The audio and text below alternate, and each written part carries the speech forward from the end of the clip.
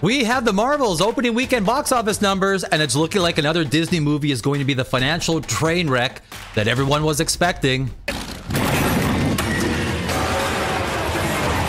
Welcome back to Poprageous. I'm Danny Alex. You know, looking back at Disney over the last 4 years, I find it amazing how this company does not learn from its mistakes and bad decisions. What's the definition of stupid? Doing the same thing over and over and expecting a different result? Or wait, is that the definition of insanity? Nah, we'll just call it the definition of insanely stupid. Now we've come to the opening weekend for the Marvels, which has been 5 years in the making with rewrites, reshoots, reboots, and it is now officially the worst opening weekend for a Disney Marvel film, with an abysmal, are you sitting down, $47 million in domestic box office, only $63 million international, for a total weekend of $110 million. Wow. This for a movie that has a production budget of $270 million because of the rewrites, reshoots, and I'd venture a guess to say bad production management. When you add the marketing, this movie has to get a minimum of $800 million at the box office just to break even. Now, I'll go out on a limb and say that the Marvels will do at best $400 million and most likely come closer to around $300 million. If you ever wanted to see a slow-motion 4-year-long train wreck, well, you are seeing it right now with Disney Marvel as we speak. The entire MCU is on a sled ride downhill, and you have to ask yourself, where's the bottom? Or maybe Disney has to ask themselves. Well, I do know a lot of secrets, so you'd probably have to tie me up and coerce me, and you still wouldn't get it out of me. What the f did I just hear? Now, I don't wish bad things upon anyone. I really don't. It's not my style. But I look at Disney and its financial performance in 2018 and 2019 and compare it to 2023. Now, having worked on Wall Street for a number of years, I love diving into the numbers.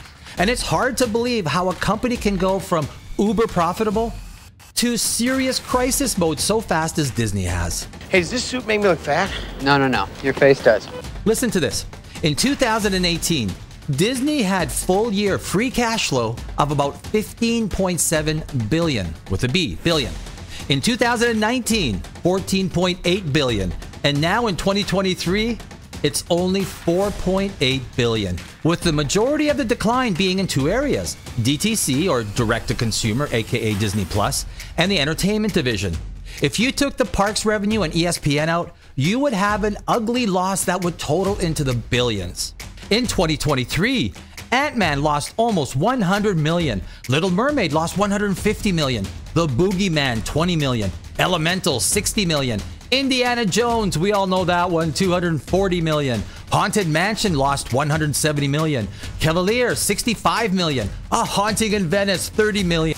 And now we have the Marvels, with one last movie in 2023 still to come, which is The Wish. 2023 is shaping up to be another $1 billion loss for Disney. So it works out pretty well. Now, Bob Iger spoke about the dismal box office earlier this year. There have been some disappointments.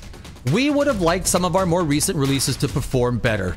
I think in our zeal to basically grow our content significantly to serve mostly our streaming offerings, we ended up taxing our people in terms of their time and their focus. Marvel's a great example of that. They had not been in the TV business at any significant level. Not only did they increase their movie output, but they ended up making a number of television series, and frankly, it diluted focus and attention at Marvel Studios. That is, I think, more of the cause than anything. Now, that's how a CEO says the movies and TV shows his studio is producing are just not that good. Garbage is another way of saying it.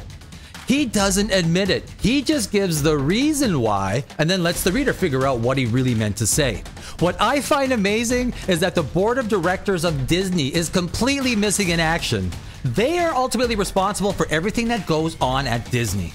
But if everyone thinks that the problem is that they are just making too much content, then there is no way they can stop the ship from sinking if they're looking for the hole in the hull in the wrong place.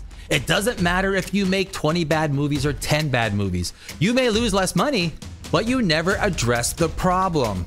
It's your process of making the TV shows and the movies that's what's broken. If you like what you heard, I thank you for watching and invite you to join our community and subscribe to Poprageous. If you didn't, I thank you all the same, and we'll see you in our next video.